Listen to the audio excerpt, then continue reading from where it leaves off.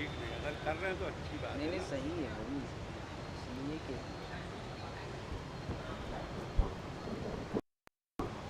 خطیب کو موقع تو ملا۔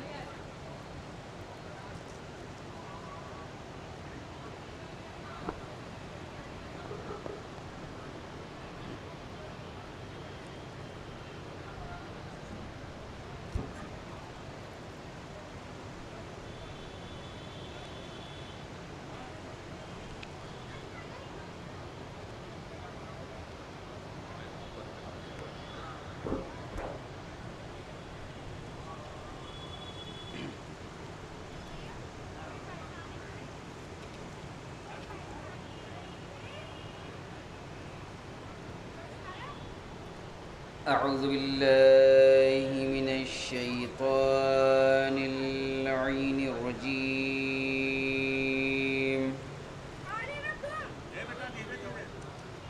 بسم اللہ الرحمن الرحیم۔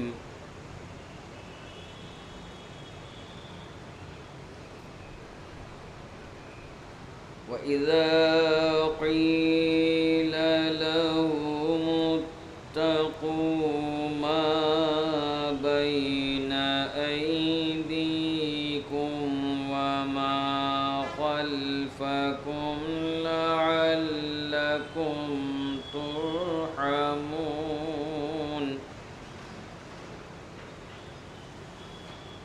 وَمَا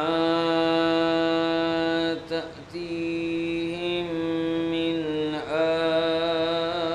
آيَةٍ مِنْ آيَاتِ رَبِّهِمْ إِلَّا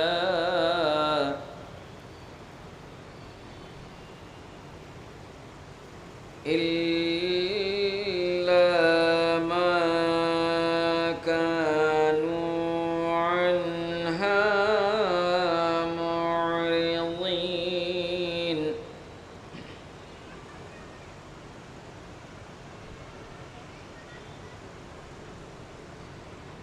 وَإِذَا قِيلَ لَهُمْ أَنفِقُوا مِمَّا رَزَقَكُمُ اللَّهُ قَالَ الَّذِينَ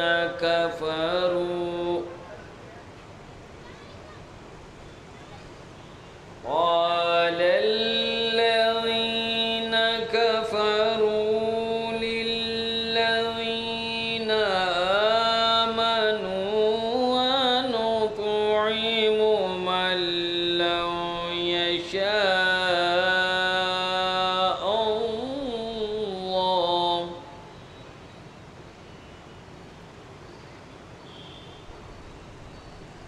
أنطعم من لو يشاء الله أطعمه إن أنتم إلا في ضلال مبين۔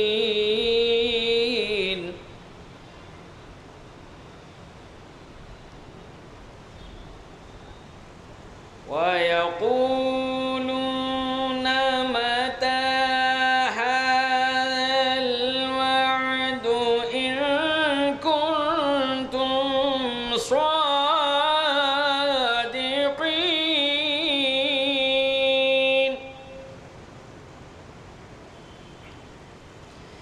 مَا يَنظُرُونَ إِلَّا صَيْحَةً واحدة تأخذهم وهم يخصمون،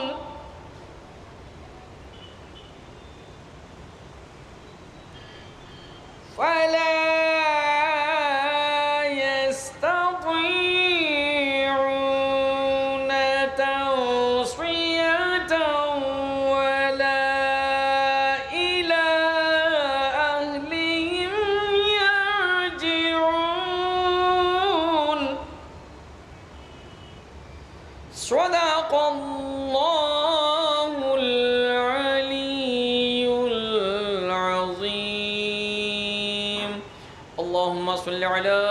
محمد وآل محمد۔ اب میں بہت ہی ادب و احترام کے ساتھ گزاروں عالی جناب مولانا کمال الدین اکبر صاحب قبلہ سے تشریف لائیں، مجلس سے خطاب فرمائیں۔ نعرہ صلوات۔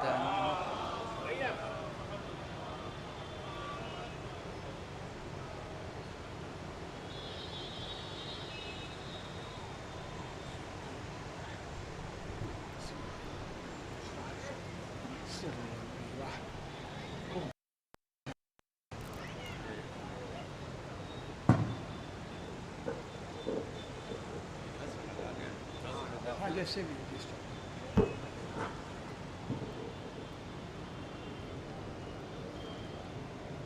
ٹھیک ہے، ہم کان سے ہٹا بھی دیں تو کوئی ہمیں تو سننا نہیں، جہاں آپ کو کمفرٹیبل لگے منہ لگا دیں۔ ٹھیک ہاں ٹھیک ہے، دیکھ لے گا آپ دیکھ نہیں، آپ دیکھ لیجیے، ہم اگر جو منہ کر لیں تو ٹھیک ہے۔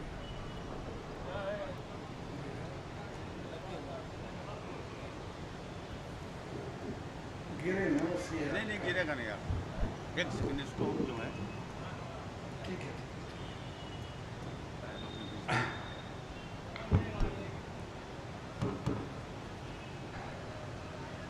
لا حول ولا قوة إلا بالله العلي العظيم۔ أعوذ بالله السميع العليم من الشيطان اللعين الرجيم۔ بسم الله الرحمن الرحيم۔ الحمد لله رب العالمين، والصلاة والسلام على سید الانبیاء والمرسلین سیدنا و مولانا بالقاسم محمد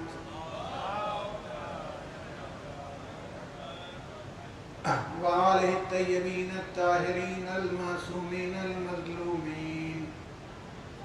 استغفر اللہ الذی لا الہ الا هو الحی القیوم الرحمن الرحیم ذو الجلال والإكرام، وأسأله أن يتوب علي توبة عبد ذليل خاضع فقير بائس مسكين مستكين مستجير، لا يملك لنفسه نفعا ولا ضرا ولا موتا ولا حياة ولا نشورا،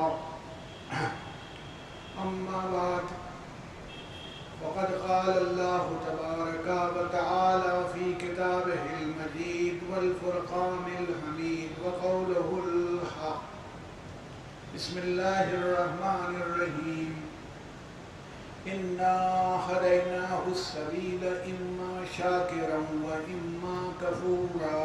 صلوات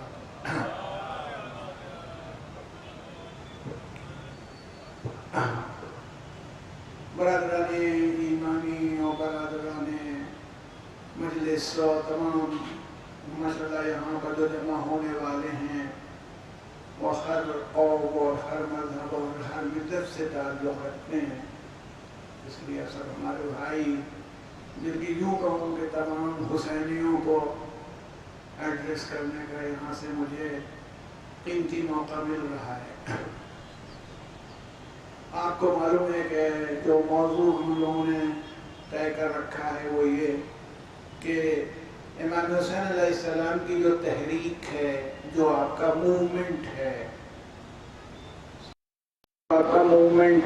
جو یوں کہیں امام حسین علیہ السلام لے کے آئے، اس کے جو خاص پہلو ہیں، اہم پہلو ہیں، ویسے تو ہر پہلو اہم ہے، لیکن ان 9 مجلسوں میں جس میں آج کے سلسلے کی یہ دوسری مجلس ہے، آپ کے سامنے کچھ باتیں گزارش کرنا ہے۔ کل جو باتیں ہم نے پڑھی ہیں وہ تو ماشاءاللہ اب آپ سن چکے ہیں، ان کو اب دہرانے کی کوئی ضرورت باقی نہیں ہے۔ قرآن مجید کی اس آیہ کریمہ کو جو 29ویں پارے میں ہے، سورہ دہر میں، یہ سورہ مزمل اور سورہ مدثر اس کے بعد کا سورہ یہ ہے، سورہ دہر، جس میں 3 دن روزے رکھے ہیں اہل بیت نے، اور پھر ان کی مدح میں یہ سورہ نازل ہوا ہے، تو اس میں یہ ہے کہ اللہ کہہ رہا ہے وہ ہم سب کے لیے، اس زمانے کے لیے بھی آج کے لیے بھی، اِنَّا هَدَيْنَاهُ السَّبِيلَ، بے شک ہم نے راستے کی، سبیل کی ہدایت کر دی۔ اچھا برادران عزیز سب بیٹھے ہیں، بچے ہمارے جوان دوست، ہم سے چھوٹے سب لوگ بیٹھے ہیں۔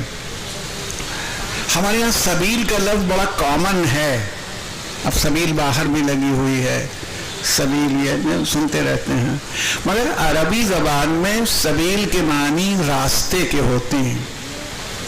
اور یہ بات آپ کو مل جائے گی کہ جب حضرت علی اکبر علیہ السلام جنگ کرتے کرتے اور آئے ہیں امام حسین کے پاس اور کہا، تو آپ نے کہا بابا اگر پانی کی سبیل ہو جاتی تو آج وہ جنگ کرتا کہ یادگار ہوتی۔ کہتے ہیں کہ چونکہ آپ کے یعنی پانی کا کوئی ایک گھونٹ پانی بھی مل جاتا تو آپ جنگ کر کے دکھا دیں، جبکہ آپ کی جنگ یادگار جنگ ہے۔ تو شاید شہزادے کی زبان مبارک سے نکلا ہوا لفظ سبیل ایسا ہے کہ اب جہاں پانی پلایا جا رہا ہو، چائے پلائی جا رہی ہو، اور اذانوں کی خاطر کی جا رہی ہو، تو لوگ سبیل ہی اس کو کہتے ہیں، حالانکہ سبیل کے معنی راستہ ہیں، سبیل کے معنی ذریعہ ہیں، جیسا کہ اس آیت میں کہا جا رہا ہے اِنَّا هَدَيْنَاهُ السَّبِيلَ، ہم نے سبیل کی، راستے کی ہدایت کر دی، سیدھا راستہ۔ جیسے وہاں پر سورہ حمد میں ہے اهْدِنَا الصِّرَاطَ الْمُسْتَقِيمَ، صراط مستقیم کی ہم دعا کرتے ہیں کہ ہم سب کو سیدھے راستے کی ہدایت فرما۔ وہ صراط ہے، یہ سبیل ہے، تو سبیل راستہ یا ذریعہ جو ہوتا ہے اس کو کہتے ہیں۔ اللہ کہتا ہے ہم نے ہدیناہ السبیل، سبیل ذریعے کو تمہارے سامنے واضح کر دیا ہے، کنفیوژن کسی طرح کا نہیں ہے۔ اور وہ میں نے آپ سے کہا تھا کہ ایک مثال جو ہمارے علماء کہتے ہیں کہ ہم میں ایک نبی باطن ہوتا ہے، ہر آدمی میں انگرافٹڈ ہوتا ہے، اندر موجود ہے، جو خود بتانے لگتا ہے کیا صحیح ہے کیا غلط ہے۔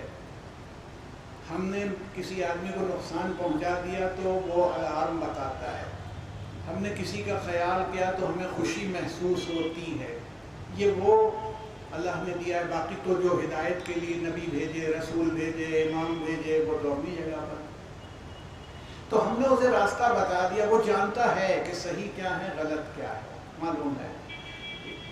اما شاکرم و اما کفورا، اب چاہے وہ شکر گزار بن جائے یعنی اللہ کی اطاعت کرنے والا بن جائے، اور چاہے نافرمان بن جائے، نہ مانے۔ پھر کہا ہے ہم نے سب کچھ تیار کر رکھا ہے، آگ بھی ہے، زنجیریں بھی ہیں، ایسا نہیں ہے کہ ہم اس کا بغض نہیں، ابھی تمہارے پاس موقع ہے۔ آپ حضرات التماس سے تھوڑا آگے بڑھائیں تمام مومنین سے، تو وہ بہت جگہ ہے، ابھی بہت جگہ ہے، آپ تشریف لے آئیں۔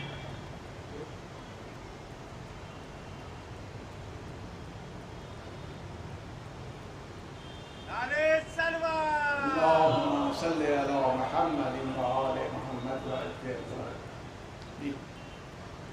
تو اِنَّا هَدَيْنَاهُ السَّبِيلَ، ہم نے ہدایت کر دی سبیل کی۔ تو پھر جو میں نے ذکر کیا تھا کہ امام حسین علیہ السلام کی تحریک کے اہم پہلو اگر ہمیں دیکھنے ہیں تو وہی کہ جو اسلام جو نظام لے کے آیا اللہ کے رسول کے ذریعے سے، جسے ہم اسلام کہتے ہیں، وہ یہی تھا کہ معاشرے اور سماج کو ایسا پاک و پاکیزہ انسانی معاشرہ بنا دے جہاں ہر آدمی ایک دوسرے کا خیال کر رہا ہو، جانوروں کی طرح نہ گزر رہا ہو، انسانوں کی طرح سے بیہیو کر رہا ہو۔ ایک صلوات بھیج دیں محمد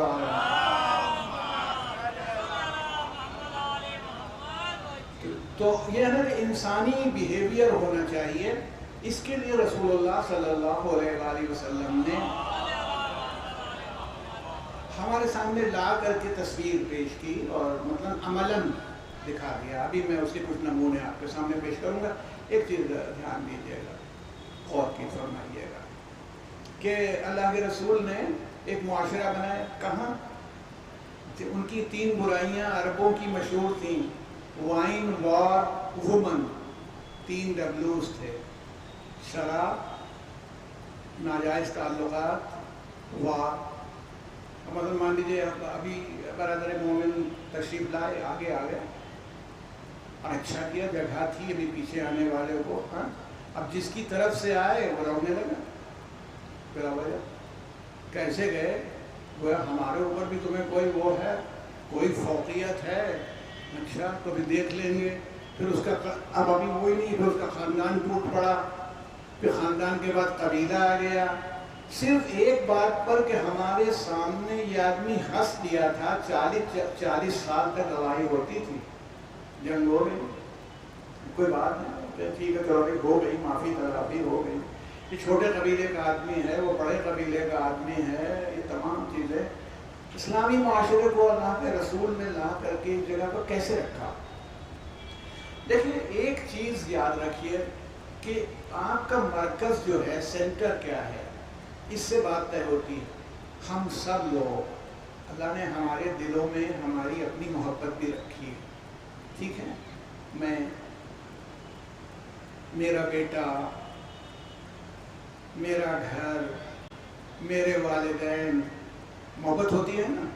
मगर अब इस मोहब्बत को जब आप यूँ लेके चलेंगे, ये मेरा, ये मेरा, ये मेरा, तो फिर मेरे वालिदैन सबसे ऊंचे, दूसरों के वालिदैन कुछ नहीं। मेरा बेटा गलत करके आया है, मगर मैं उसको बचाने के लिए जान लड़ा दूंगा। मेरे बेटे में सलाहियत नहीं, मगर मैं लाखों रुपए रिश्वत दे करके उसको अच्छी जगह के ऊपर अपॉइंट करवाऊंगा। यानी ये वही गलत रास्ता होता है जब मैं मरकज़ अपने को बनाता हूँ, इगोइज्म जिसे कहते हैं, खुद गर्जी, मफाद परस्ती हमारे अंदर पैदा हो जाती है। हम खुद गरज हो गए हैं, अब हम उसी एंगल से सोच रहे हैं ये हमारा है तो सही है। वो हमारे यहाँ एक मशहूर मजाक है जो किया जाता है कि दो बच्चों में अगर कहीं पार्क में लड़ाई हो जाए तो जिसकी माँ पहले पहुँचेगी वही बच्चा मजलूम है। माँ पहले पहुँच गई है तो मेरा बच्चा मजलूम है, जो दूसरा वाला हो ना हो मैं तो कह रही हूँ। अच्छा, अपने बच्चे की खराबी भी नज़र नहीं आती। एक साथ बेचारे गए थे किसी जगह नहाने वहाने के लिए, किसी पूल में नहा रहे थे, निकले तो देखा कि एक बच्चा उनके हैक में पानी भर रहा है। तो औरतें भी बैठी हुई थी, उन्होंने एक औरत से कहा ये आपका बच्चा है? कहा नहीं ये मेरा नहीं, मेरा वाला वो है जो कोट को पानी में डाले निचोड़ रहा है। उसकी वो बेचारा अपने कपड़ों के लिए परेशान है, इनको कोई परवाह नहीं ना। ये चीज़ है, जब मैं इस पर तवज्जो बच्चे भी रखेंगे, जवान खास तौर पर, वो तो जानते हैं, वो तो वैसे ही मजलिसों में बैठ जाते हैं जैसे इमाम रज़ा अलैहिस्सलाम बैठ जाया करते थे। हाँ, देवल मरसिया पढ़ता था, इमाम रज़ा बैठे रहते थे, हमें मिलता है। बल्कि हज़रत ने तो जो स्टैंडर्ड इस्टेब्लिश कर दिया और कहा भी है। किसी ने कहा वाक़ई करबला को तो बड़ा ज़माना हो गया, आप अब तक इतना एहतमाम करते हैं, आप वली अहद सल्तनत हो गए, इतना एहतमाम करते हैं करबला के लिए, क्यों? बरसों गुजर गया, उनके ज़माने तक भी अच्छा खासा 100 साल के करीब का ज़माना गुजर रहा है। कहा क्यों करते हैं? कहा इसलिए करते हैं कि कहीं तुम आशूरा करबला को भी गदीर के दिन की तरह भूल न जाओ। इसलिए करते हैं कि तुम्हें गदीर का दिन जैसे तुम भूल गए, कहीं ये दिन भी ना भूल जाओ। कहने ये ना कि वो बड़ा एहतमाम करते थे, तो देवल मरसिया पढ़ रहा था और अबू बसीर आपका ख़ास सहाबी है इमाम का। और अबू बसीर का कमाल की बात ये, वो 6ठे इमाम के भी सहाबी हैं, 7वें इमाम के भी सहाबी हैं और 8वें इमाम के भी सहाबी। तो एक मरतबा जनाब इमाम अली रज़ा सलाम पलटे अबू बसीर की तरफ, वो मरसिया पढ़ रहा था। तुम मेरे जद को रोते नहीं हो? एकदम से उसने रुमाल हटाया, उसकी आंखें आंसुओं से भरी हुई, आंसू टपक रहे हैं, आंखें सुर्ख हो रही हैं। कहा फर्जंद रसूल, ये हो सकता है कि आपके जद की मुसीबत बयान की जाए, मैं रोऊं नहीं?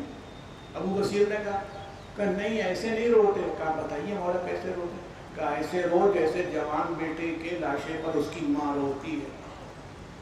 ان کا اسٹینڈرڈ گریے کا اور اداری کا یہ ہے امام کا. تو میں نے عرض کیا کہ یہ انسان جو ہوتا ہے وہ جذباتی طور پر اپنے کو مرکز بناتا ہے.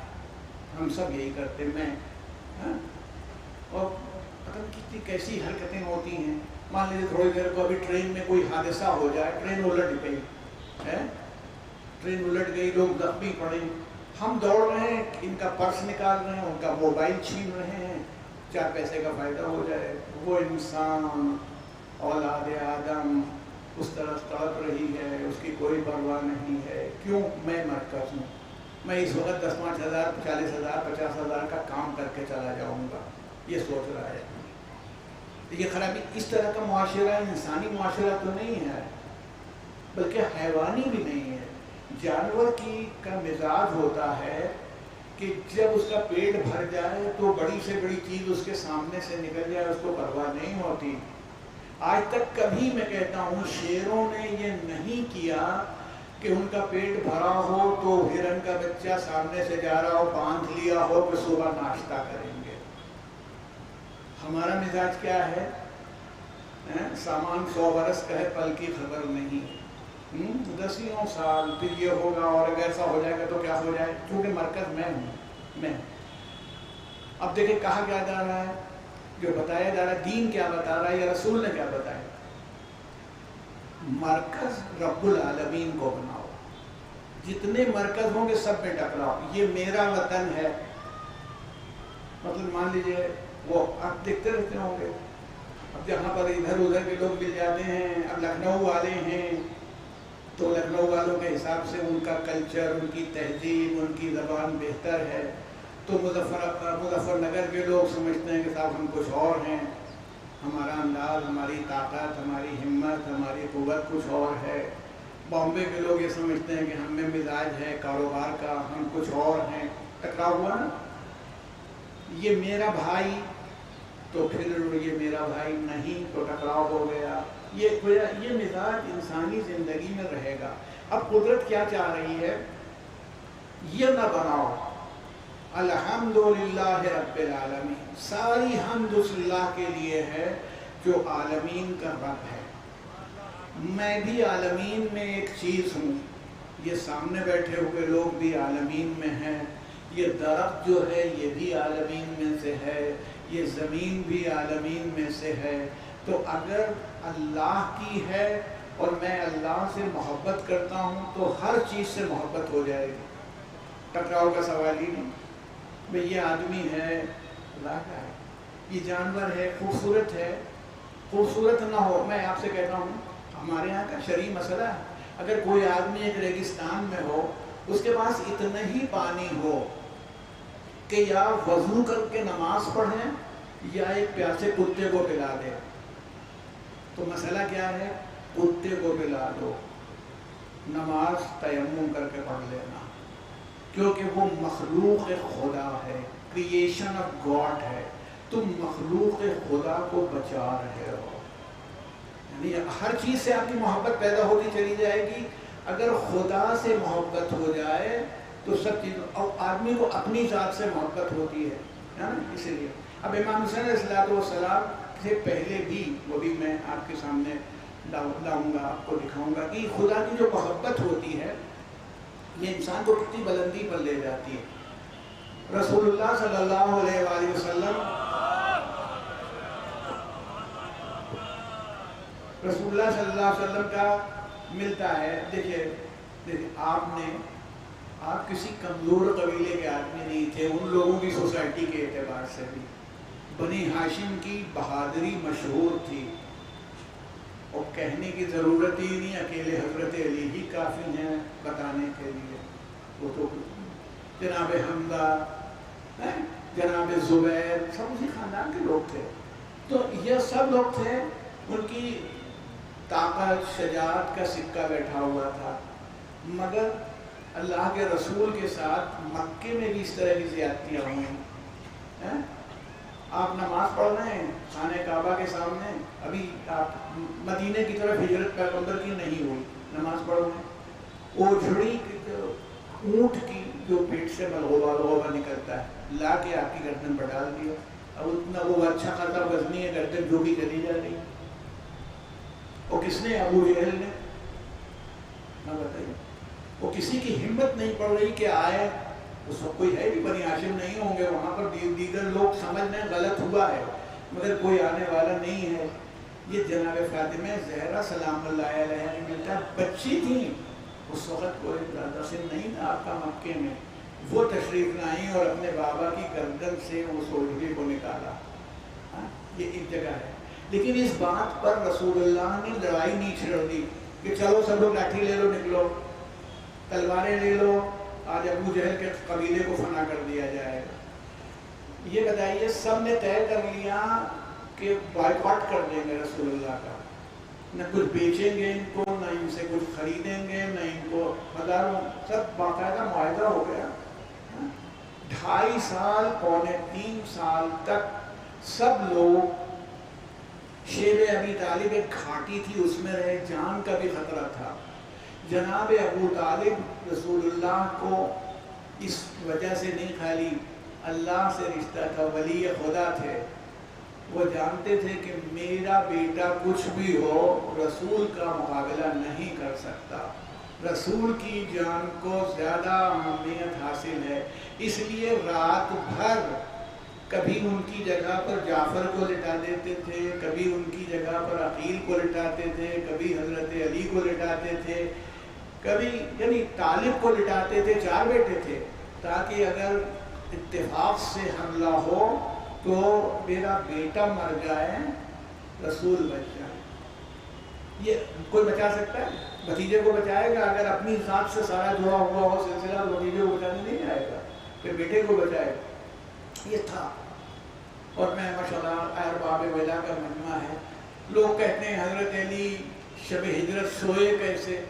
ارے انہیں عادت تھی بھائی، باپ نے 2.5-3 سال ان کی ایسی تربیت کر دی تھی کہ ان کو تو کچھ بات عجیب ہی نہیں لگی، میں تو لیٹتے ہی رہتا ہوں۔ بلاتے ہیں ایک بوڑھا آدمی جوان بچوں کو لا لا کے لٹا رہا ہے، جوانوں کی نیند بھی ایسی ہوتی ہے، سو گئے تو سو گئے تھکے ماندے، اور پھر رسول کو ہٹاتا ہے، کبھی ان کو لٹاتا ہے، کبھی ان کو لٹاتا ہے۔ کیوں؟ کہ اس نے اپنے سارے رشتے اپنی ذات سے نہیں، اپنے رب کی ذات سے جوڑے ہیں۔ یہ میرا رب چاہتا ہے، جو میرا رب چاہتا ہے وہی صحیح ہے، بس ختم۔ یہ تصور پیدا کیا ہے، اسی تصور نے وہ سماج، وہ معاشرہ کریٹ کر دیا، خلق کر دیا، وہ معاشرہ جس معاشرے کو آپ اسلام کہتے ہیں۔ اب آپ غور کیجیے، رسول اللہ صلی اللہ علیہ وسلم کا ہمیں ملتا ہے پیغمبر صلی اللہ علیہ وسلم کا کیا ہے کہ وہ جب مکہ فتح ہوا سن 8 ہجری میں، یعنی رسول مدینے چلے آئے، آخر میں مجبور ہو کر کے، مجبور ان معلوم ہو گیا کہ چلو جو میں کرنا ہو جو کرو، ہم جا رہے ہیں۔ مدینہ منورہ آ گئے، مدینہ منورہ میں آنے کے 7-8 سال بعد وہ موقع آیا کہ جب آپ گئے اور مکے آپ کی طاقت اب اس منزل پر آ گئی تھی کہ آپ کو بھی لڑنا بھی نہیں پڑا، لوگوں نے سرنڈر کر دیا، سب نے سرنڈر کر دیا۔ جب سب نے سرنڈر کر دیا تو اب سب کو خطرہ بھی تھا۔ رسول اللہ نے کیا حکم دیا؟ جو اپنے گھر کے دروازے بند کر کے بیٹھ جائے وہ محفوظ ہے۔ آپ کیا ہے؟ ابھی کمیونل رائٹ ہو جائے تو دیکھیں کیا ہوتا ہے۔ میں اپنی یونیورسٹی سے کافی دور رہتا ہوں، الہ آباد میں۔ میرا جی چاہتا تھا، شوق تھا کہ یونیورسٹی کے علاقے میں گھر بنواؤں، تو میرے اچھے ہندو شاگرد، بلکہ میرے مسلمان شاگردوں کے مقابلے میں ہندو شاگرد زیادہ اچھے ہیں۔ میرا تجربہ ہے، وہ آج بھی میرا پیر نہیں میرا جوتا چھوتے ہیں، ادباً وہ جس پوزیشن پر پہنچ گئے ہوں کہاں پر۔ لیکن تو ان لوگوں نے مجھ سے کہا اس علاقے میں گھر نہیں بنوائیے، آپ ہمارے یہاں آ کے رہ لیجیے، جتنا رہنا ہو ماں خالی پر۔ کیوں کہ جب گڑبڑ و فساد ہو جاتا ہے، مصیبت آتی ہے تو کوئی دیکھتا نہیں، ہم پہنچ بھی نہیں پائیں گے آپ کی مدد کرنے کے لیے، ہے نا؟ پھر دماغ چلتا نہیں، پھر دماغ خالی میں کر لوں گا اور میں وہ کر دوں گا، ایسا ہی ہوتا ہے۔ مگر رسول اللہ اتنے لوگوں کے ساتھ مکے پہنچے ہیں اور سب محفوظ ہیں، اور خالی یہی نہیں، اب وحشی آیا ہے، اس کا نام ہی وحشی تھا، وہ جناب حمزہ کا قاتل تھا، جنگ احد میں اس نے پیچھے سے مار دیا تھا، نیزہ مارا تھا جس سے شہید ہو گئے تھے جناب حمزہ۔ اچھا یہ تو اس نے کیا تھا۔ ہندہ جو جگر خارہ کہلاتی ہے، کیونکہ اس نے جناب حمزہ کا کلیجہ نکال کے چبایا تھا، ہندہ جگر خارہ اسی لیے اس کا نام ہے۔ یہ یزید کی دادی تھی ہندہ جگر خارہ، یہ تھی۔ ابو سفیان ہی لوگوں کو لے گیا تھا بدر کی بنیاد کے بعد احد میں، اور اس طرح سے سب آپ نے سنا۔ اب آپ غور فرمائیے، ہندہ جگر خارہ آئی ہے رسول اللہ کے سامنے، آپ نے اسے معاف کر دیا۔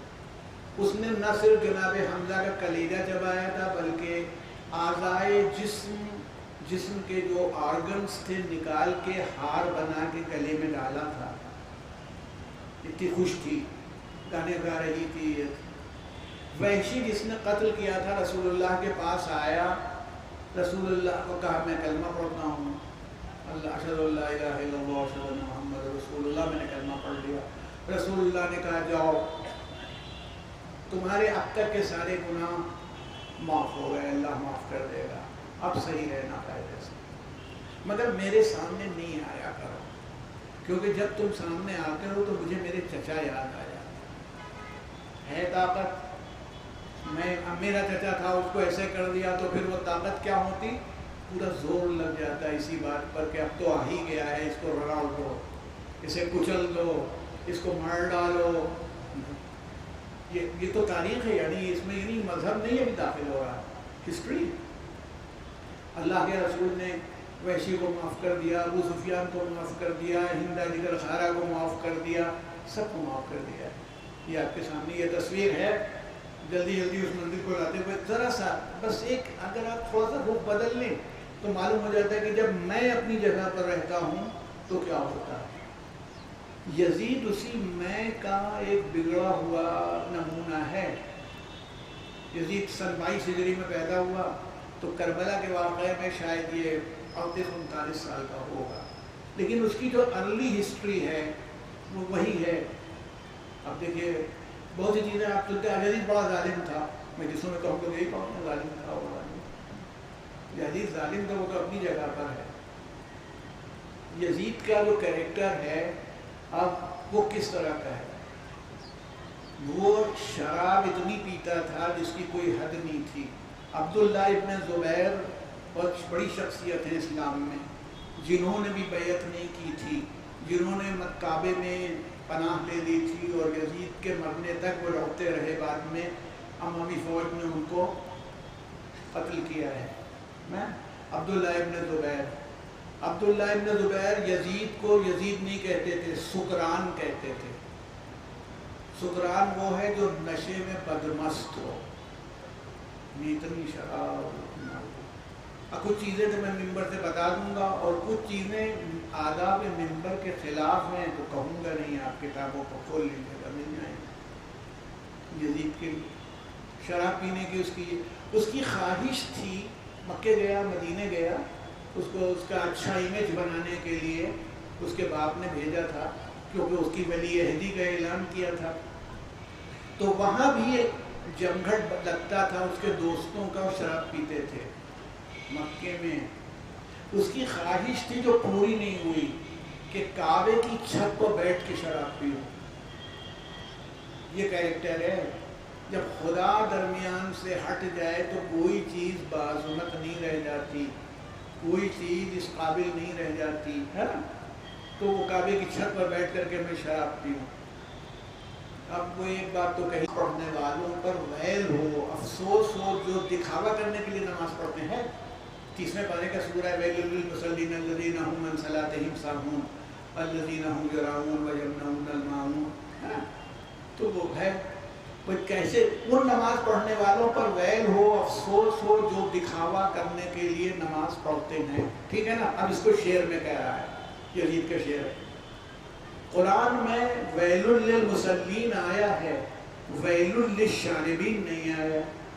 کہ شراب پینے والوں پر ویل ہو یہ کہیں نہیں. اب یہ تو اس کی فکر ہے، مذاق اڑا رہا ہے. اگر شراب پینا دین احمدی میں جائز نہیں ہے، یزید کا شعر ہے مدعون کا جو موجود ہے تاریخ میں، اگر شراب پینا دین احمدی یعنی رسول اللہ کے دین میں جائز نہیں، اسلام میں نہیں، تو دین مسیح پر ہو کر کے پی لو. حالانکہ جناب مسیح جناب عیسیٰ کے دین میں بھی نہیں ہے. کوئی پینے لگے تو اس سے کیا ہوگا؟ خدا نخواستہ کسی جماعت کے افراد شراب پینے شراب کے نشے میں جاؤں گا. یہ سب اس کے اشعار ہیں جو اس کے کیریکٹر کو شو کر رہے ہیں. ایک بندر پالے ہوئے تھا، اس کا نام رکھے تھا ابو قیس. یہ کون ہے؟ یہ اس زمانے کا امیر المومنین ہے. امیر المومنین ہے. اس کی بیعت ہوئی ہے. اس کی حکومت کہاں تک ہے؟ قسطنطنیہ. یعنی ادھر چلے جائیے، ادھر آ جائیے، آپ کے یہ سب علاقے جو ہیں یہاں تک سندھ وند تک پہنچ جائے گا. ادھر افریقہ، تیونس، اتنی بڑی حکومت کا حاکم ہے زمینی سطح پر. اور جمعے کی نماز میں اس پر صلوات پڑھی جا رہی ہے. یہ امیر المومنین ہے، مومنین کا امیر. بتائیے کمال ہے. تو اس کو کہا جا رہا ہے. تو ایسا آدمی تو بندر پالے تھا، اس کا نام اس نے رکھا تھا ابو قیس. ابو قیس اس کو ٹریننگ دے دی تھی. اکثر لوگ بندروں کو سکھا پڑھا دیتے ہیں.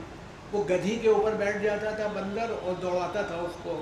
ابھی یہ بتائیے ایک کام کا آدمی اگر ہو تو وہ یہ سب کر سکتا ہے؟ جس کے پاس اتنی ذمہ داریاں ہوں کہ بیٹھا ہوا بندر پالے، وہ گدھی پر دوڑا رہا ہے. پھر مقابلہ کرواتا تھا گھڑ سواروں سے. اب گھڑ سوار دوڑے، ایک دن وہ بندر جیت گیا، آگے نکل گیا. اور ہو سکتا ہے گھڑ سواروں نے اسے خوش کرنے کے لیے دھیما کر دیا اور وہ اڑا. یہ بھی ہو سکتا ہے کہ بادشاہ صاحب کیسے خوش ہو جائیں گے. تو وہ جیت گیا. تو کہنے لگا کہ تو جب چلا کر تو گدھی کو ٹھیک سے پکڑے رہے، کیونکہ گر جائے گا تیرا. تو گدھی سے کچھ کہا بھی نہیں جا سکتا. یہ سب اشعار ہیں. کہتا تھا کہ یہ بنی اسرائیل کا مسخ شدہ ہے، معذب بندر ہے، جس کو وہاں بندر بنا دیا تھا روایات کے اندر ہے. حالانکہ وہ 3 دن میں سب مر گئے تھے بنی اسرائیل. یہ کیسا آدمی تھا؟ یہ کہاں ہے؟ یہ جس کی ذات مرکز ہے. کاش جب اہل حرم آئے ہیں سامنے تو شعر پڑھ رہا ہے، کاش میرے بزرگ جو بدر میں قتل ہو گئے تھے زندہ ہوتے اور دیکھتے کہ میں نے محمد سے کیسا بدلہ لیا.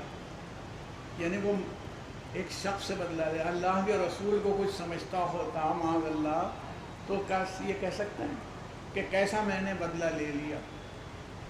یہ شخص امام حسین سے بیعت مانگ رہا ہے. لوگ بیعت کرتے چلے جا رہے ہیں. بیعت کرنے کے معنی کیا ہے؟ اس کی اتھارٹی کو ایکسیپٹ کر لینا. اوتھ آف ایلیجینس ہے، وفاداری کی شرط ہے. وفاداری کے طور پر اس کو تسلیم کر لینا ہے. بیعت مانگی جا رہی. سب تو زیادہ تر لوگوں نے تو بیعت کر لی تھی. اور میں کہتا ہوں آپ ہمیں تو بعض اوقات بڑا افسوس ہوتا ہے جب میں تاریخ پڑھتا ہوں تو رنجیدہ ہو جاتا ہوں.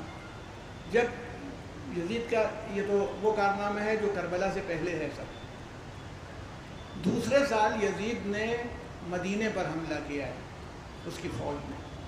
وجہ کیا تھی؟ مدینے والوں نے یزید سے جو بیعت کی تھی وہ توڑ دی. بیعت کے معنی بے کہتے ہیں بیچنے کو. آپ نے سنا ہوگا بے نامہ کر دیا اور بے نامہ کر دیا. تو بے عربی کا لفظ ہے، یعنی اپنے نفس کو بیچ دینا بیعت ہے.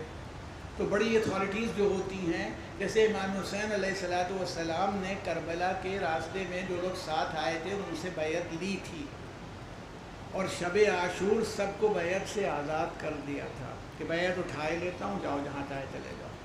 لوگ گئے نہیں وہ ایک الگ بات ہے، لیکن بیعت کا مطلب ہوتا تھا کہ آپ جو کریں وہ صحیح ہے، ہم تسلیم کرتے ہیں، ہم آپ کی اتھارٹی کو ایکسیپٹ کرتے ہیں.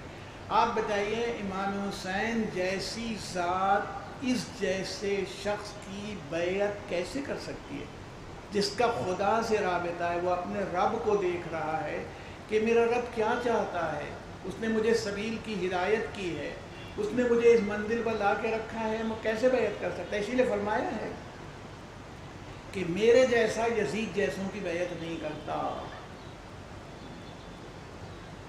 تو آپ غور کیجئے کہ ایسی حالات میں کہتا ہوں نا کہ جب خرابی کہاں سے پیدا ہوئی، مرکز اس نے اپنی ذات کو بنایا ہوا ہے، اس کو لانے والے مال ہے، تمہیں کتنا پیسہ چاہیے یہ لے لو۔ خوف دو ہی چیزیں ہوتی ہیں، یا ڈر ہوتا ہے جیل میں ڈال دے گا، قید خانے میں ڈال دے گا، قتل کر دے گا، یہ خوف ہے۔ اتنا مال ملے گا، 1 لاکھ ملے گا، اور 70,000 درہم مل جائے گا، اور اتنا ہو جائے گا، مال مل جائے گا۔ آدمی کے سامنے خدا ہٹ جاتا ہے اور یہ چیزیں سامنے آ جاتی ہیں۔ اسلام کیا چاہ رہا ہے؟ جو رسول اللہ جس چیز کو چھوڑ کے گئے تھے وہ کیا چاہ رہی ہے؟ وہ یہ چاہ رہی ہے کہ تم ایک ایسا معاشرہ بناؤ، ایسی سوسائٹی بناؤ جو سوسائٹی، وہ جنت تمہیں بعد میں ملے گی جب تم وہاں جاؤ گے۔ تم ایک جنت یہاں بنا کے دکھاؤ، تم خود جنت بنا دو اپنے معاشرے کو، اپنی سوسائٹی کو، انسانی سوسائٹی کو۔ اور امام حسین نے وہ کر کے دکھا دیا۔ کیا چیز تھی امام حسین کے پاس؟ بھوک ہے، پیاس ہے، خوف ہے، قتل ہو جانا ہے۔ مگر یہ بتائیے کربلا کہ وہ لوگ مطمئن تھے یا نہیں تھے؟ پرسکون تھے کہ نہیں تھے؟ اگر نہ ہوتے تو جیسے ہی امام نے کہا چلے جاؤ سب چلے جاتے، چھٹی ملی۔ مگر وہ اس بھوک میں اور پیاس میں بھی اتنے ہی مطمئن تھے۔ ہمیں ملتا ہے اصحاب امام حسین علیہ السلام میں 2 لوگ تھے، نام اس وقت ذہن میں نہیں آ رہے ہیں، دونوں بھائی ہیں۔ اب امام حسین نے دیکھا کہ وہ روز عاشورہ رونے لگے، جنگ ہو رہی ہے، دوران جنگ کھڑے ہو گئے امام حسین کے سامنے رونے لگے۔ حضرت نے ان کو ایڈریس کیا، میرے بھائی کے بیٹوں کیوں رو رہے ہو؟ اب کوئی ان کا باپ بھی ایسا ہی رہا ہوگا کہ حضرت نے پکارا ہے تو یہ نہیں ان کا نام لے کے، میرے بھائی کے بیٹوں کوفے کے تھے، کیوں رو رہے ہو؟ تو کہا جب آپ نے کہ میرے بھائی کے بیٹوں کیوں رو رہے ہو، تو انہوں نے کیا کہا؟ انہوں نے کہا فرزند رسول ہم اپنے لیے نہیں رو رہے ہیں، ہم تو آپ کے لیے رو رہے ہیں۔ کیوں میرے لیے کیوں رو رہے ہیں؟ کہا اس لیے کہ اب ہمیں یقین ہو گیا کہ ہم آپ سے اور آپ کے گھر والوں سے یہ مصیبت ٹال نہیں پائیں گے، اب یہ مصیبت نہیں ٹلے گی۔ تو حضرت نے فرمایا کیا پرواہ تمہیں، تمہارے اور جنت کے درمیان صرف ایک پل ہے موت کا، ادھر تم شہید ہوئے ادھر جنت میں داخل ہو گئے۔ یعنی مومن اگر رب پر بھروسہ کر لیتا ہے، اس سے رشتہ بنا لیتا ہے، تو دنیا کی بڑی سے بڑی کامیابی، بڑی سے بڑی دولت کی کوئی حقیقت نہیں رہ جاتی، اس کی نگاہ میں اس کا رب رہتا ہے۔ اس یہ ذہن میں آپ کے اگر ہے تو آپ یہ سمجھ لیجئے امام حسین یزید کی بیعت نہیں کر سکتے تھے، بلکہ کسی نے نہیں کی، امام حسن نے بھی بیعت نہیں کی۔ صلح اور چیز ہوتی ہے، ٹریٹی اور ٹروس جسے کہتے ہیں، ٹروس انٹرنیشنل لاء میں جن لوگوں نے پڑھا ہے ان کو اندازہ ہوگا، ٹروس ہوتا ہے ایسا معاہدہ کہ اتنے دنوں تک لڑائی نہیں ہوگی، 10 سال 20 سال 25 سال۔ اس میں امام حسن نے یہ کیا تھا کہ امیر شام کی زندگی تک کا معاہدہ تھا، اور وہ اپنے بعد کسی کو اپنا نائب، اپنا وہ جانشین نہیں بنائیں گے۔ انہوں نے کوئی شرط نہیں مانی، یہ شرط بھی نہیں مانی، اور یزید کو نائب بنایا، وہ آپ کے سامنے۔ اور ٹریٹی وہ ہوتی تھی جو ہمیشہ کے لیے ہوتی ہے، وہ ٹریٹی کہلاتی ہے۔ تو وہ ٹروس تھی، یعنی ناجنگ معاہدہ تھا فار سرٹن پیریڈ، یہ تھا اس کے اندر۔ تو امام حسن نے بیعت نہیں کی۔ حضرت علی کو جتنی پریشانی گزر گئی ہو، آپ نے بیعت نہیں فرمائی کبھی۔ تو اور جن لوگوں نے حضرت علی سے بیعت نہیں کی ان کے ساتھ کوئی سختی بھی نہیں کی۔ جب آپ خلیفہ ہوئے تو بہت سے نامآور لوگوں نے آپ سے بیعت نہیں کی، مگر آپ نے کوئی سزا نہیں دی ان کو، کیونکہ یہ زبردستی کا سودا ہی نہیں۔ اگر کسی کو زبردستی، اسلام ایک ایسی جنت بنانا چاہتا ہے، معاشرہ بنانا چاہتا ہے جہاں زبردستی نہیں ہو، مثلاً ہم پکڑ لیں 100 آدمیوں کو پیٹ پیٹ کے نماز پڑھوا لیں تو یہ نمازی ہیں. صبح سے شام تک وہ ایک کسی نام نہیں لوں گا، پتہ نہیں وہاں کا کوئی آدمی ہوں، اس لیے وہ خان صاحب تھے، غصہ ور قسم کے آدمی تھے، روزے ووزے رکھتے تھے. روزہ انہوں نے سحری کے وقت اٹھے تو جو اپنا دودھ وودھ بھگو رکھا تھا اس میں کاسے میں، وہ کتا پی گیا تھا، کتا کھا گیا تھا. ان کو آ گیا غصہ، کتے کو باندھ دیا. کہا بھائی اب جس نے سحری کھائی ہے روزہ تو وہی رکھے گا، نہ میں نے سحری کھائی ہے نہ میں روزہ رکھوں گا. وہ جب افطار کا وقت آیا تبھی کتے کو راتب ملا. مطلب یہ تھا ان کا کہ جو سحری کھا گیا تو اس سے کتا روزے دار تو نہیں ہو گیا کہ اس کو سحری کے وقت کچھ کھلا دیا اور افطار کے وقت تک اس کو بند کر دیا تو اس کو راتب حاصل ہو گیا. ایسا نہیں ہوا. اس لیے یہ یاد رکھیے کہ اسلام جبر سے نہیں آتا، ایمان کا تعلق جبر سے نہیں ہے. آپ ماشاءاللہ سب لوگ مجلس میں آئے ہیں، زحمتیں ہیں، پریشانیاں ہیں، مان لیجئے گرمی ہے، آپ بیٹھے ہوں، اپنی مرضی سے آئیں، اپنی خواہش سے آئیں. اسی لیے سمجھا جا رہا ہے بھئی عزادار ہے تو آیا ہے، تکلیف ہوئی تو بھی اسے ہے کہ تکلیف ہو گئی تو کوئی بات نہیں، ہم جا رہے ہیں. تو یہ اسلام یہ نہیں چاہتا. آپ لوگ اور ہم لوگ سوچتے ہیں ارے امام حسن نے سلو کیوں کر لی، یہ لڑ کیوں نہیں گئے امام حسین، بھائی مدینہ میں کھول دیتے ٹھیک ٹھاک کر دیتے. اب وہ تو دیکھیں گے پھر کیوں نہیں لڑے تھے. حضرت علی کیا کمزور تھے؟ ہم ان کے مقابلے میں امیر المومنین کے لوگ کہتے ہیں ارے وہ فاتح خیبر تھے، ان کے پاس ایسی مضبوط تلوار تھی، حضرت علی کو کوئی کچھ منوا سکتا تھا، وہ ختم کر سکتے تھے کسی کو، وہ کیوں خاموش رہے؟ وہ جبر کا کوئی معاشرہ بنانے نہیں آئے تھے، وہ ایسا معاشرہ بنانے آئے تھے جس میں انسان خود سے لا الہ الا اللہ محمد رسول اللہ کہہ دے. جبر سے نہیں. جبر سے بنانے آئے ہوتے تو حر کا پورا لشکر جو سامنے آ گیا تھا، پیاسا بھوکا، اس کو شرط لگا دیتے پانی تب ملے گا جب مجھ کو امام مان لو اور یزید کا انکار کر دو. تو مرنے والوں میں سبھی مان لیتے کہ بھیا ٹھیک ہے ہاں بالکل آپ امام ہیں، ہمیں پانی پلائیے، اس لیے کہ مر جانے سے بہتر زندہ رہیں.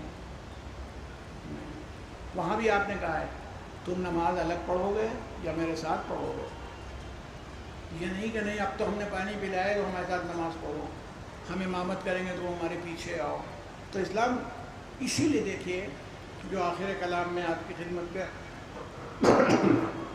عرض کرتا چلوں کہ اسلام نے ایک ایسا معاشرہ دیکھیے ایبسلوٹ جسٹس کا بنایا، مکمل عدل و انصاف بنایا، جہاں رسول اللہ صلی اللہ علیہ وسلم نے فرمایا جو میں نہیں کہہ سکتا، اللہم صلی اللہ علیہ وسلم، میں نہیں کہہ سکتا.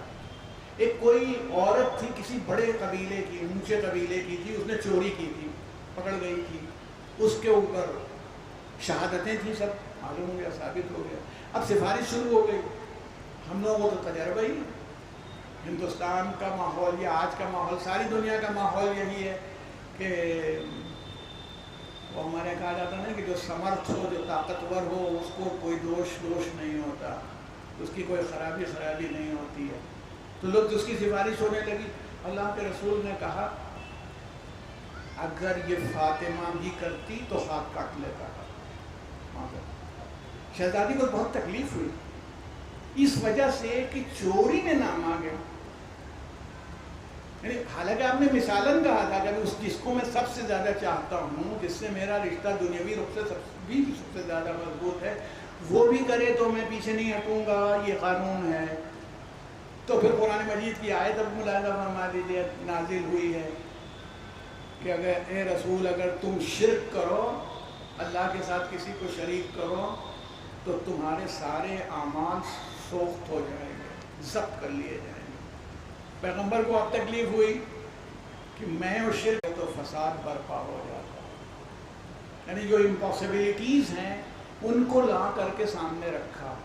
تو یعنی مطلب وہ ایک ایسا معاشرہ جس میں کوئی فیورٹزم نہیں ہے، ایک ایبسلوٹ جسٹس کا کانسیپٹ ہے. اور صرف ایبسلوٹ جسٹس نہیں، اس کے ساتھ دیکھیے آگے بڑھ کر کے جو بات آتی ہے بردرہڈ. بھائی چارہ دو لوگ ہیں. اچھا دیکھیے کتنے فرق ہوتے ہیں، آج بھی ہیں، آج بھی. وہ گورے کالوں کو اپنے برابر نہیں سمجھتے، اور کچھ جگہوں پر یہ ہے کہ فلاں ذات والا بلند ہے اور یہ ذات والا پست ہے. کس نے بنایا؟ ہم جس گھر میں پیدا ہوئے، ہمارے ابا کی شادی کے وقت ہم سے پوچھا تھا کہ تم سے ہم شادی کر رہے ہیں، کریں کہ نہ کریں؟ ہم سے پوچھا نہ ہماری اماں نے پوچھا تھا نہ ابا نے پوچھا تھا. ان کی شادی ہوئی، ہم پیدا ہو گئے. پتہ نہیں ہم کہیں اور بھی پیدا ہو سکتے تھے، لیکن اب ہم جہاں پیدا ہو گئے اسی پہ جھوم رہے ہیں. سب سے ہیں. اگر ہم یہ مان لیں کہ ہم اللہ کے بندے ہیں تو سب اللہ کے بندے ہیں، تو ہماری کاہے سے ہم بلند ہو سکتے ہیں؟ اِنَّ أَكْرَمَكُمْ عِندَ اللَّهِ أَتْقَاكُمْ. اللہ کے نزدیک تو بلند وہ ہے جو تقویٰ میں، پرہیزگاری میں، اللہ کی بات ماننے میں سب سے زیادہ بلند ہو، وہی مکرم ہے. کوئی نہیں. تو اس لیے کہنا ہے کہ وہ نہیں، وہ تو بھائی چارہ مکمل تب پیدا ہو سکتا ہے جب یہ تصور ختم ہو جائے سب بندے ہیں اللہ کے. اور رسول اللہ نے کر دیا اس کو. جناب بلال کو مؤذن بنا دیا. حضرت بلال کالے، غلام، آزاد کیے ہوئے، لہجہ ٹھیک نہیں، لہجہ یہ ٹھیک نہیں، کوئی شین بول ہی نہیں پاتے تھے. آپ کے لکھنؤ میں بھی کوئی آدمی مؤذن نہیں ہو پائے گا اگر کہے گا اشہد ان لا الہ الا اللہ اشہد ان محمد رسول اللہ. میں ٹھیک کسی اچھے والے کو رکھو جو صحیح بولتا ہو. سارا عرب جہاں پر ذرا ذرا سی بات پر کہ یہ زے ہے کہ وہ ہے کہ واد ہے کہ ذال ہے یہاں بحث ہو رہی ہے، وہاں جناب بلال ایک سیاہ فام غلام رسول اللہ کا مؤذن ہے، اور پوری امت جٹ گئی کہ ہٹوا دے، مگر رسول اللہ نے ہٹایا نہیں. تو جو رسول اپنے مؤذن کو نہ ہٹائے وہ اپنے ولی اور اپنے جانشین کو ہٹا دے گا امت کے کہنے سے؟ نہیں ہٹائے. جناب بلال کے تو جناب بلال کو بردرہڈ، مولانا کلب صادق صاحب قبلہ علی اللہ مقامہ فرمایا تھا کہ انہوں نے اپنا ایک واقعہ تھا، ایک بین الملی جلسہ تھا، سارے لوگ جمع تھے، تو اس میں بھائی چارے کی بات ہو رہی تھی. تو بھائی چارے کیا مطلب ہے بھائی؟ دوسرے کے ساتھ بھائی جیسا برتا. تو انہوں نے فرمایا کہ بھائی چارہ دو طرح سے ہوتا ہے. ایک تو یہ کہ ہم سب بھائی کی طرح رہیں، اور ایک یہ کہ ایک بھائی ہے دوسرا اس کا چارہ ہے. تو آپ یہ بھائی چارہ کن معنوں میں کہہ رہے ہیں؟ ایک بھائی دوسرا اس کا چارہ، اس چارے کو استعمال کر رہا ہے. فرماتے تھے کہ بڑی بڑی شخصیات تھی کہ لوگ ہنسنے لگے جیسے آپ مسکرا رہے ہیں. بھائی چارے کی معنی اسلام نے بردرہڈ کا تصور دیا، اور ایسا تصور دیا کہ بڑا چھوٹا تو کچھ رہ ہی نہیں گیا. جناب بلال کے لیے ملتا ہے، اب دامن وقت میں زیادہ گنجائش نہیں، اس لیے میں جلدی آپ کو قریب لانا چاہتا ہوں منزل مصائب میں. جناب بلال کو مؤذن بنایا اس بلندی پر، یہ بلندی انہوں نے عطا فرمائی. اور جب جناب بلال نے رسول اللہ کے بعد اذان دینا چھوڑ دی تھی، آپ سنتے رہتے ہیں، وہ پورا واقعہ نہیں پڑھنا ہے. خواب میں دیکھا مدینہ چھوڑ کے چلے گئے، شام میں رہنے لگے. خواب میں دیکھا کہ رسول اللہ نے فرمایا تم نے بھی میری ڈیوڑی چھوڑ دی. اب اس میں کبھی سوچئے گا جو جملہ آیا ہے تاریخی طور پر، تم نے بھی میری ڈیوڑی چھوڑ دی، تو بھی کیا چیز ہے؟ تم نے بھی میری ڈیوڑی چھوڑ دی. بس صبح اٹھے فوراً چل دیے مدینے کی طرف. خبر ہو گئی بلال آ رہے ہیں، پورا مجمع جمع ہے باہر استقبال بلال کے لیے. جب جناب بلال پتہ نہیں کئی دن کے سفر کے بعد سے پہنچے مجمع، تو اس میں ہے کہ اتنا گریہ ہوا، اتنا لوگ روئے جیسا رسول کے وقت کے بعد نہیں ہوا تھا. اس کا مطلب ہے رسول کے رحلت پر بھی گریہ ہوا تھا، تب تک بدعت نہیں تھا.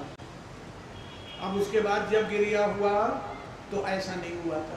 اور انہوں نے آنے کے بعد کسی طرف توجہ نہیں کی. امام حسن اور امام حسین کو دیکھا، انہوں نے شہزادوں نے انہیں چچا کہہ کے سلام کیا بلال کو، اور بلال نے دونوں شہزادوں کو اپنے کندھے پر سوار کیا، اور کندھے پر سوار کرنے کے بعد سیدھے خانہ فاطمہ پر ڈیوڑی پر آئے کہ غلام آیا ہے.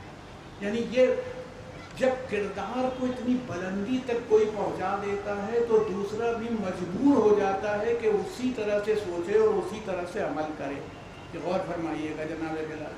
رسول اللہ نے جس طرح, بس اشارہ کرتے ہوئے آپ کی زحمت تمام کروں, رسول اللہ صلی اللہ علیہ وسلم کے لیے ملتا ہے کہ ناراض ہو گئے جناب ابو ذر سے.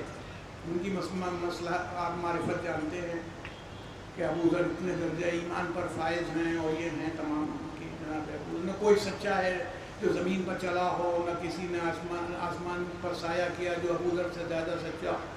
کچھ کہہ دیا تھا جناب بلال کو, ارے ان کے قرآن پر نہ, ان کی غلامی پر, ان کسی بات پر بہت غصے میں کچھ کہہ دیا. ہو جاتی ہے جیسے آپس میں مومنین کبھی کبھی ٹکرا جاتے ہیں, وہ بھی ٹکراؤ. جناب بلال کو برا لگ گیا. رسول اللہ صلی اللہ علیہ وسلم نے کہا ابو ذر سے, بہت ناراض ہوئے اور کہا تم نے بلال کے ساتھ یہ کیا کیا؟ خدا تم سے ناراض ہوگا, معاف نہیں کرے گا. جناب ابو ذر آئے اور بلال کے سامنے لیٹ گئے اور کہا میں نے غلطی کی تھی, تم اپنے تلوے سے, اپنے پنجے سے میرا رخسارہ روندو, میرے منہ کو روندو, تاکہ یہ تکبر جو ذہن میں آ گیا تھا یہ ختم ہو جائے.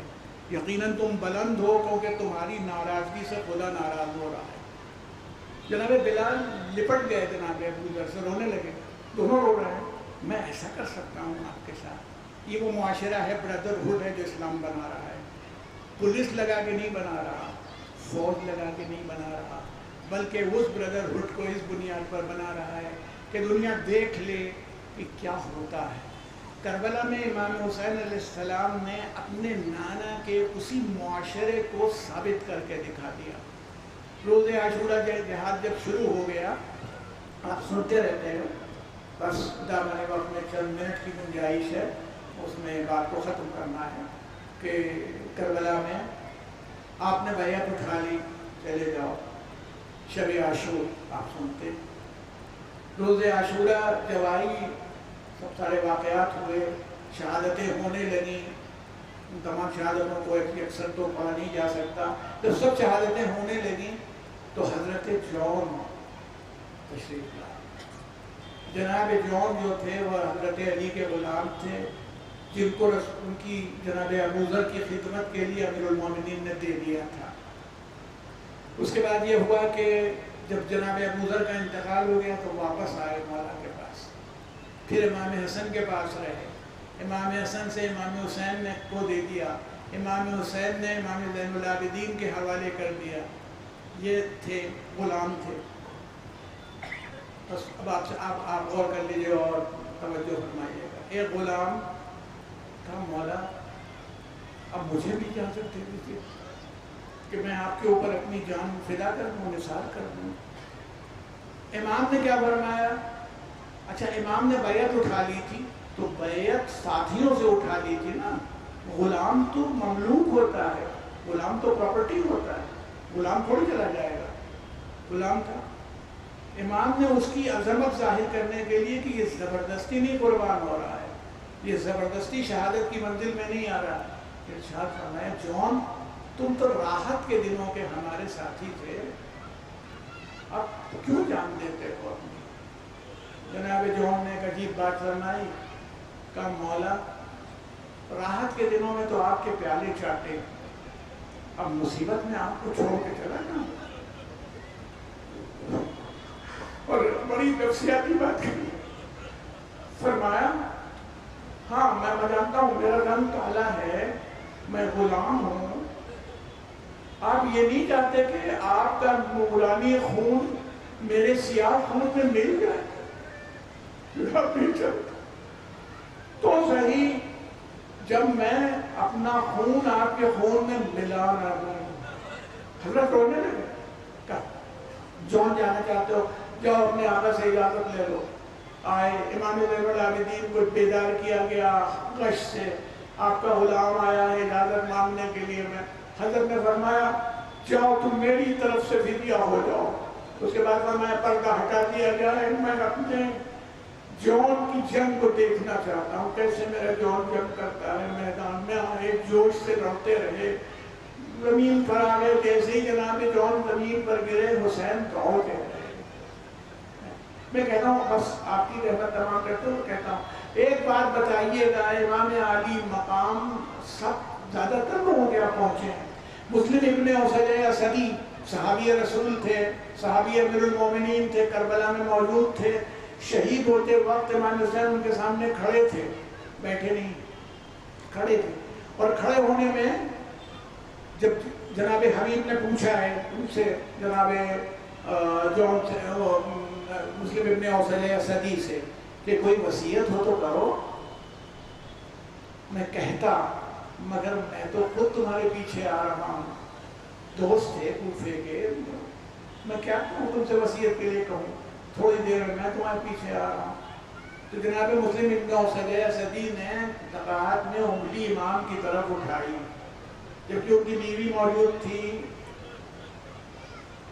وہ حج کے بعد لوٹ رہے تھے، کسی کے لیے نہیں کہا اسی کو میلا، تم سب کو اس کے لیے وصیت کرتا۔ یہ معاشرہ ہے، زبردستی والا معاشرہ نہیں بنا ہوا دین کا، اسی کو میلا اس کی طرف وصیت کرتا۔ مطلب میں اس کو کہہ رہا ہوں کہ بیٹھے نہیں، جناب حبیب ابن مظاہر کے قریب بھی بیٹھنے کا نہیں ملتا کہ بیٹھ گئے ہوں، گئے لاشا لے کے آئے، یہ سب میں سنتا ہوں، پڑھتا رہتا ہوں، دیکھتا رہتا ہوں، مگر جب جون کے قریب آئے تو اسی ریت پر بیٹھ گئے۔ جن لوگوں نے حج کیا ہے ان کو عرب کی اس ریگزار کا اچھی طرح اندازہ ہے کہ وہ ریگزار کیسی ہے، اس کا حال کیا ہوتا ہے۔ تقریباً ظہر کا وقت ہے، دھوپ اپنی تمازت کے ساتھ اس منزل پر ہے، امام بیٹھ گئے۔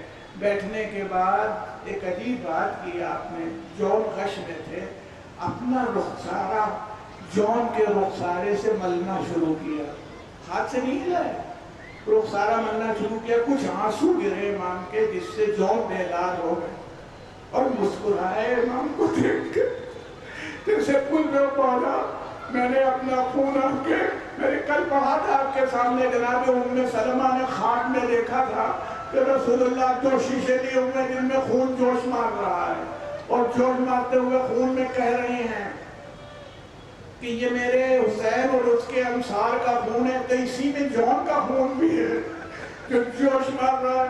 میں کہتا ہوں اس کے بعد امام نے کہا جب اٹھے نہیں، جون کی روح دنیا سے قفص رسولی سے پرواز کر گئی، جسم میں نہیں رہ گئی، چلی گئی۔ اس کے بعد ایک مرتبہ امام نے اپنے ہاتھ اٹھائے، پالنے والے یہ میرا وہ ناصر تھا جس کو اپنے چہرے کی سیاہی کا خیال تھا، اس کے چہرے کو نورانی کر دے۔ معبود میرا یہ وہ ناصر تھا جس کو اپنے جسم کی بو کا خیال تھا، اس کو خوشبو سے بدل دے۔ پالنے والے اس کو محمد و آل محمد کی معرفت کرنے والوں میں قرار دے۔ اس کے بعد چلے آئے، یہ آپ سنتے رہتے کوئی نئی بات نہیں، لیکن باب مسائل میں ختم کرتے ہوئے کہنا چاہتا ہوں کہ یہ دعائے امام عالی مقام تھی، ابھی جوانوں کے لیے نہیں کیا، آزادوں کے لیے نہیں کیا، حبیب کے لیے یہ دعا نہیں کی، مگر جون کے لیے دعا کی۔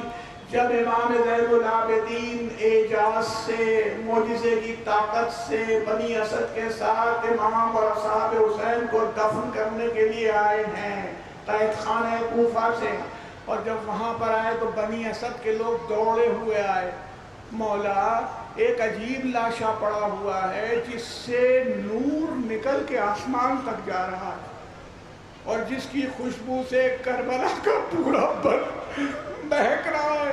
امام عالی مقام نے فرمایا اے لوگوں تمہیں نہیں معلوم یہ میرے غلام جون کا لاشا ہے اور یہ میرے بابا کی دعا کا اثر ہے جو انہوں نے جون کے لاشے پر کی تھی کہ جس سے کربلا کا بن مہک رہا ہے۔ سیعلم الذین ظلموا أَيَّ مُنقلب ينقلبون اِنَّا لِلَّهِ وَإِنَّا إِلَيْهِ راجعون۔ الہی بحق الزہرا وبیہا وبالہا وبنیہا۔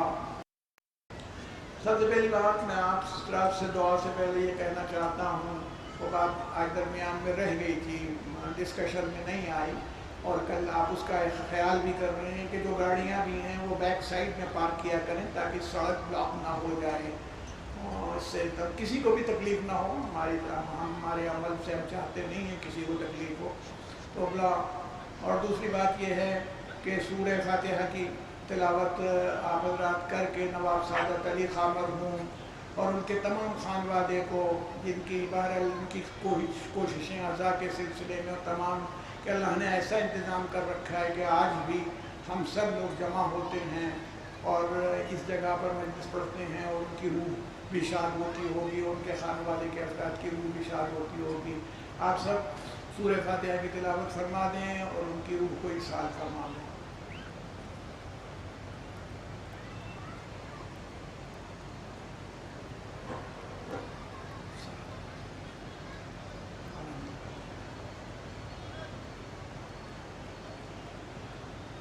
اللهم اغفر للمؤمنين والمؤمنات والمسلمين والمسلمات الأحياء منهم والأموات التابع بيننا وبينهم بالخيرات إنك مجيب الدعوات إنك على كل شيء قدير.